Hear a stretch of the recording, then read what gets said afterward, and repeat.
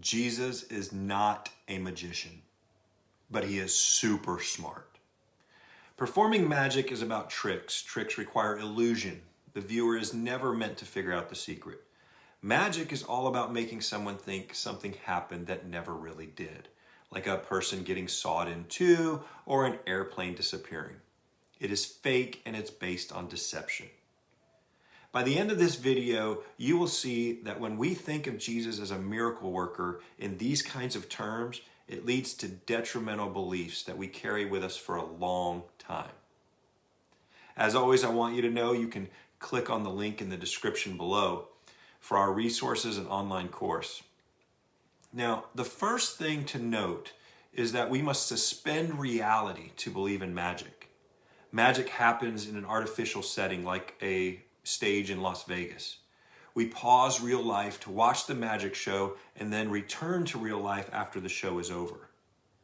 Second thing to note is the magician is always keeping the truth from the audience.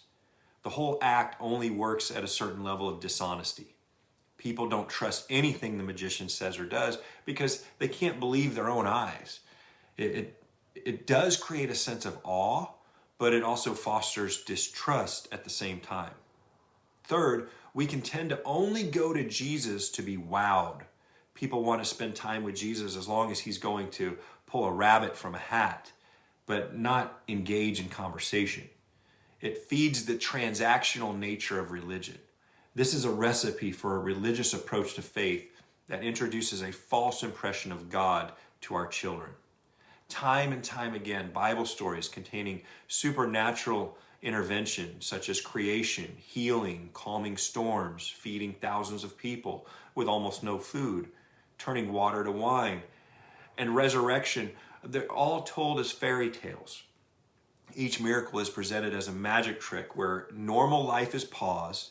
Jesus enters with his magic wand. He says hocus pocus to distract the audience with a sleight of hand momentarily while he performs the real trick. We read each story as fantasy, full of imagination, and then we return to real life. It weakens, not strengthens, faith in Christ.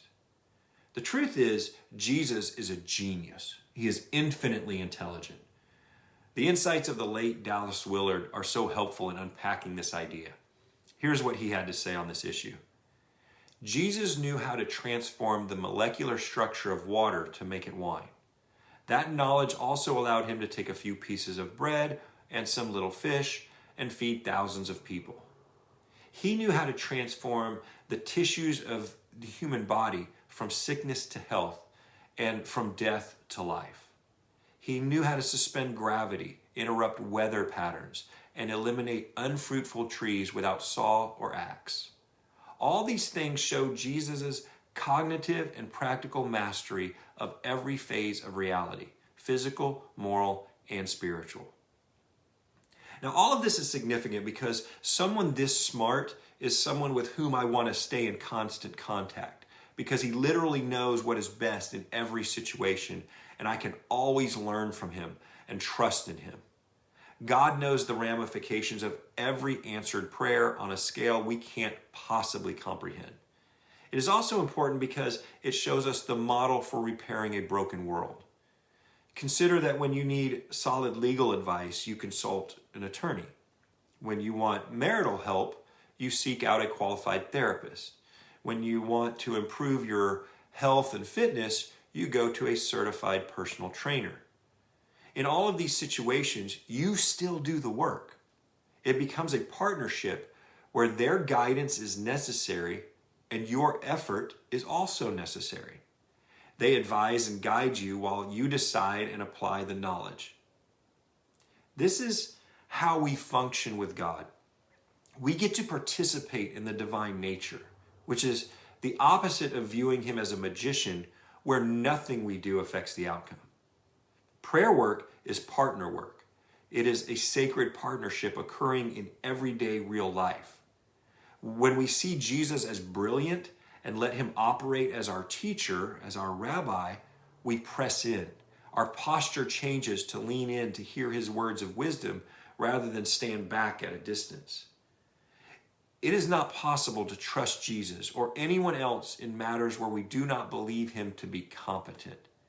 We cannot pray for his help and rely on his collaboration in dealing with real life matters that we suspect might be too much for his knowledge or abilities.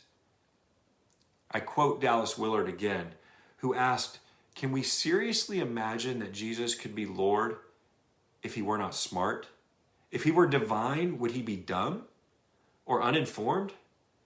Once you stop to think about it, how could he be what we take him to be in all other respects and not be the best informed and most intelligent person of all, the smartest person who ever lived?" We must recalibrate our understanding of Jesus to this truth. Otherwise, we risk having our children grow up believing the stories about Jesus in the Bible in the same way they believe in Disney movies, superheroes, and fairy tales. God gets moved to make-believe land. Then they will miss out on partnering with the smartest teacher our planet has ever known. Thanks so much for watching. If you want to find out more about this topic or our other resources, then click on the link in the description for this video. I hope you have a wonderful day.